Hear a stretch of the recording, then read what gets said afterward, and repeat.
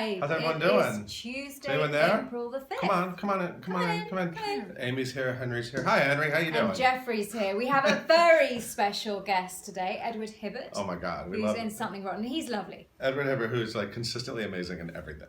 And right? I mean, when you see so Edward's name anecdotes. on a list, you know it's gonna. I mean, come on. So many anecdotes. It's like a comfort. It's like comfort food for Broadway. Seeing Edward Hibbert in a show. It's just delicious. We love Edward. What's the date?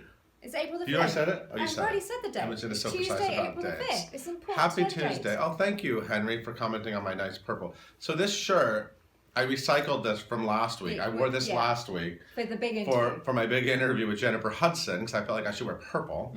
And that interview was going up in the morning. So you can watch this shirt again tomorrow. I washed it in between. Thanks for that. Right, we've just put a video up on the site, which you guys have got to see. Aaron Tveit from Miscast with Gavin Creel. I'm only halfway through because it's literally just gone up. You have seen the whole thing, Paul. Talk everyone through what goes on. So every year they do this miscast. Somebody said they watched the video and died. Yes, You just watched it. Yeah.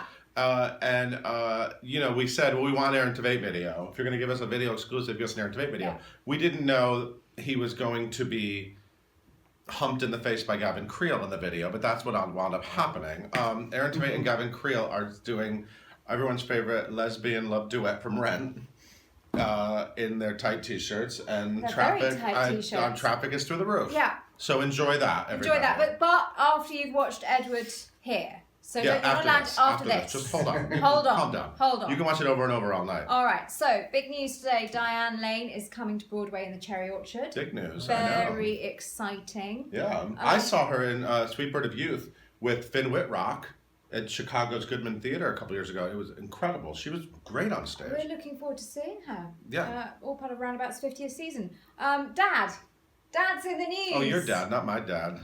Yeah, your dad had a big night last night. Sunset Boulevard opened again in London. Rave reviews.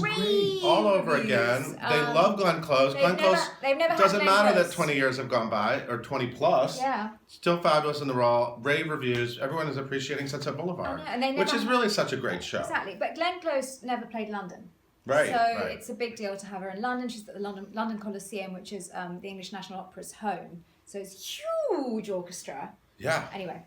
So he had a lovely very so there's exciting. a fun happy photo, opening Glenn Close. And there's a fun photo of them on the site. Is there any chance she'll come do it in New York again? I don't know. Do you have any inside Lloyd Webber information? I have no inside... Intel. No. Okay. Katz is next. I can tell you that much, but we knew that. There's so many great actresses who could do that role, including one of them was here today, actually. Can I say this? Yeah. One of them today, we did a roll call shoot with Alice Ripley, and she sang as if we never said goodbye in her last 54 Below show, and it was stunning. I mean, it's a great piece of music. So anyway, she's on my dream list. There's a lot. But anyway, that roll call will come up. But Glenn Close has her fingers on the roll right now. She's gripping onto that role again. I think after those reviews that she's sort of, and maybe she will do a film version, Jeffrey. Who knows? You never know. You never know. Mark Rylance is in the BFG. What's the BFG? It's the Roald Dahl book is now a movie. Oh, okay. And anyway, so have a look at that. First look of Mark Rylance is a very large, friendly giant. Oscar winner. Oscar winner and 3-time Tony winner.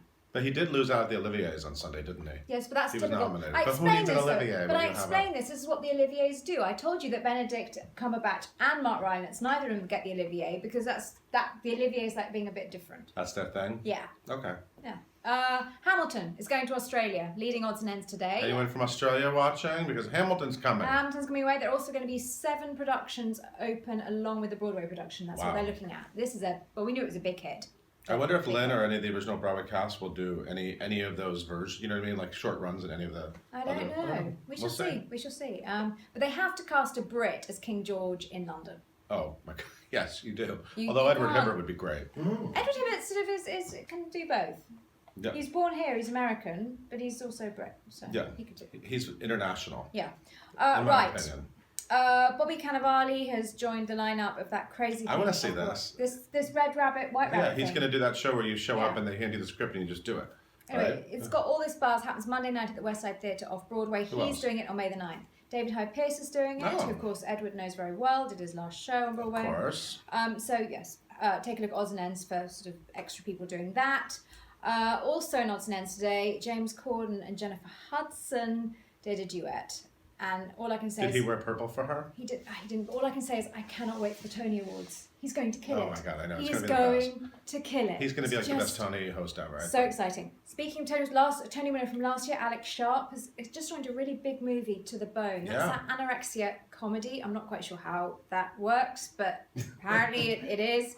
All sorts of people in that. Andrew Keenan-Bolger, new vlogger. New vlogger, everybody. You all love him. It starts next week. He's over at Talk Everlasting, which I'm seeing tonight, by the way. I know you're seeing American Skype. I am. I can't wait. And he's the new vlogger, and it starts next week. And I know you guys are all going to love that. And Andrew obviously is kind of a video genius, so I'm excited to see what he does. So that's going to be great. Lots of off-Broadway shows announced cast today. Have a look at the site for those. And there's a new roll call up today, is there not? Oh yeah, we're putting up a roll call with Faith Prince.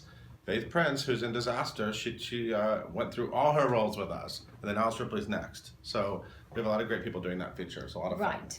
Okay. Is it my time Your to time exit? to leave. Is that my cue? Because we are welcoming a very special guest, Edward Hibbert from Something Rotten. Come on in, Edward.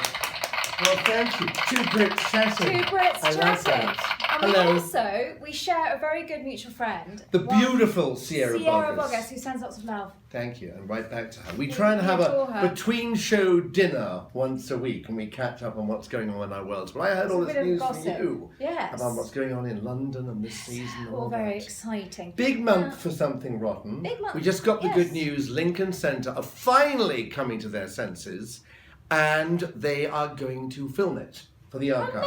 Amazing. But So your performance is Lord Clapham and Master of Justice. will be for posterity. For posterity. I was saying to Michelle from our press office, all the shows I've done in New York, Mm-hmm. off-Broadway and on-Broadway, are all been done for Lincoln Center. I've never, ever been to see one of them. I might pack a picnic hamper and just go and sit there Sort of and Saturday sit out, through them all. Saturday, That would yes. be mesmerisingly.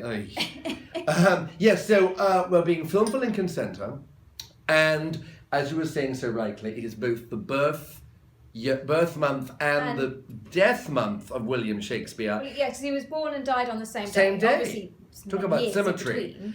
And what else? It's the anniversary of the opening, the Broadway opening. 1 year. Which happened last year. I wasn't in it then. I came later. Because you were doing It Should Have Been You last year With Sierra Boggess. So I went And then- from one original Broadway musical to another. Now talk to me about the put-in process, because you basically It's turn like up 10 minutes. and you have to do the show.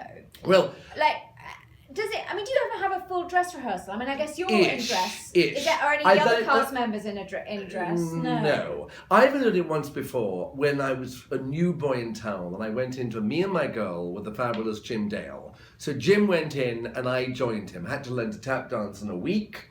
That separates the men from the Terrifying. boys. So that was quite tricky. But with this, they're two little delicious, well, Kelsey Grammer always calls it comedy hit and run when Okay. they're small parts. So I played the Stop Earl of that in, 'cause you were, Clapham. of course, with him in Frasier. I was, So, for 11 yes. Glorious Years. So, yes, I have two little cameos, one in the first act, one in the second. I get to wear a gorgeous hat, ridiculously gorgeous. Are you in the going to first take that act. with you? Because you were saying off camera that you like to take elements of your wardrobe from each show. Where would I wear that hat? For Well, lunch at Sardi's, do you think? It's I got think a it would huge work. feather in Bar it. Centrale. I think it sounds fabulous. So it's a big hat with a feather and a Yeah. codpiece. Let's not forget the Now, codpiece. the codpiece. Now, Christian Ball's codpieces are obviously large, shall we say? Where's your codpiece? I think mine's substantial. Okay. I've had no Excellent. complaints from anybody. And so I get the codpiece, and then I'm wrapped. It looks like Scarlett O'Hara's red dress. I play a judge in the second act with a rather lovely little red velvet pillbox. So we go Fabulous. from a ludicrous hat with a feather. To Oh, I'll take your hat if you don't want it. Well, maybe you can get it, whoever that is that said that. From Should Have Been You, I take the whole cast. Yes. Because I Okay. love them all dearly. So you're put in, and how is the cast? Because you're now with Brian Darcy James, big movie star now. Fabulous Brian Darcy, who I just adore working with, and such good things are happening. He was in, deservedly, the best film of the year. He was on the Oscar stage. I know. Winning an We were just Oscar so with thrilled everyone. and surprised him with a welcome back to the St. James when he got back. And I think it's not a secret, he's just shot a pilot for a show for CBS, so wish him well with that. So he's it's a all busy good. man. Good things and come Christian from Ball Rotten. as well. Christian Ball just been announced doing the revival of falsettos. So all very exciting. Now, so do you have any, you've done a lot of Broadway shows and obviously a West End vet as well. Do you have any dressing room rituals to get you into the zone? Or do you just turn up and you're just fabulous immediately? No, I can't be rushed. Okay. I'm not an old age character actor. I like to get to my place of work early. Yes. So I can go round and have a little chat with my dressing room mates. I've got Brad Oscar, Jerry Vicky and David Beach on my floor, so we call it Comedy Central. You know, a bit of Mac makeup, quick plug for Mac. You know, I've got to get ready for all of that. And I just like to be there about an hour before. Okay. When I played Oscar Wilde in Gross Indecency, which is love basically... this. I mean, there's all these credits. So you played Oscar Wilde. I played Oscar Wilde, and I was speaking basically his words from the 3 trials. That was a marathon, a very fulfilling marathon, like eating great steak every night. But that was a sort of a tour de force. Yes. That was a sort of required a lot of stamina. And musicals require a different stamina, you know? Yeah. And I look at the fantastic ensemble of dancers and singers in Something Rotten, and I just go, my God, they're the stars of the show. I'm not required, sadly, to sing or dance. Well, I do a little bit of a dance at one point, but no song, which is a sadness. Now, this is a favourite question for our periscopers. Yes. Have you had any onstage mishaps in Something Rotten? Well, I like that question. We'll get to that in a We'll minute. get to that one in a minute. Mishaps on stage. Well, it should have been you. Brian Hardgrove and Barbara Anselmi wrote me a very funny song. Yes. About being a sort of a nuptial Houdini. It was very clever and quite sort of pattery. And I don't know what it was. I pride myself on never going up. And going up on a song, I think, is like falling down an elevator shaft. And one night... So by going up, you mean messing it up? Just going blank. Okay, going blank. And we were doing it in the 3rd or 4th month, I think. And I stupidly thought about the next lyric that was coming up. And what came out was a strange language. I don't know what it was. And darling Ann Nathan, who was playing one of the keyboards, just started laughing on stage. I was rather mortified. And I think after that, I've always had a ritual that if I'm doing a song, I have to just quietly run it in my head. It's technique. That could be everybody age, or that just could be technique. No, but speaking of this, so you were born in America. I don't know Born the in New accent, York, but then you moved to the UK. 2 years old, back to the UK, grew up there, got this accent. If I'd stayed in Queens, I'd be sounding like Fran Drescher. Can you do now. a Queen's accent? No. Oh, I was going to. I really can't. I'm not going to do right, that. Okay. Fair enough. But you trained at RADA. I did. I went to RADA. So at RADA, I mean, do you arrive at Something Rotten and know how to put the tights on immediately because you had a Well, lesson I was at RADA? saying outside, How does that that is go? it something we are taught in English drama schools. I suspect probably not as much because it's not required as much. Is restoration comedy. Yeah. How to use a walking cane and a jabot and all that, or the fan language. It's a bit of an endangered species, but I did do a few of those. Okay. Now we're being asked here, and this is what female character would you like to play on Broadway? Well, I'll tell you, I've got to put a plug in for this because it's just started previews, and I had the great good fortune to see Jessica Lange playing Mary Tyrone. Oh, is it incredible? In breathtaking performance. She's doing it now in a different production, directed by a very good fellow countryman, Jonathan Kent. Yeah. And with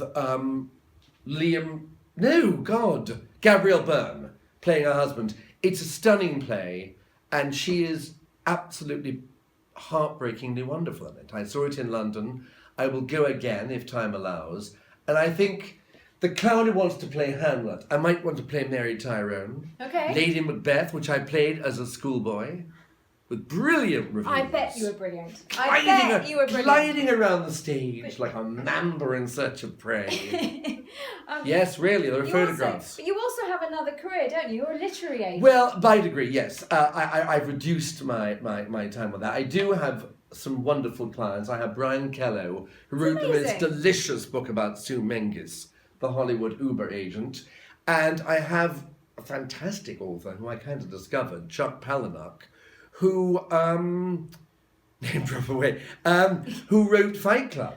and became the sort And you of sold the screenplay for Fight Club, didn't you? I sold the film rights. Sold the film rights, yeah. And now we have somebody looking after that in LA because he's so prolific. I thought I can't do all of that and 8 shows a week in New York. No. Now, let's bring it back to the show, because that's sort of why you are here, to represent Something Rotten. Yes.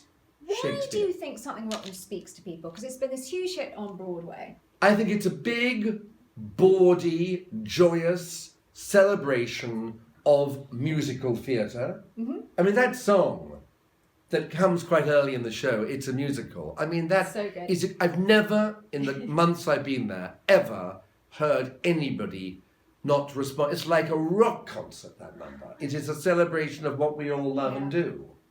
And it's funny, and it's got great characters. And I get to show my legs in black tights. Which, I mean, that's worth the admission price of Yeah, not since Elaine Stritch, I'm telling you. So on that note, everybody, thank you so much for watching. Go and see Edward in Something Rotten. And we will see you next time. How nice to finally meet you. Bye.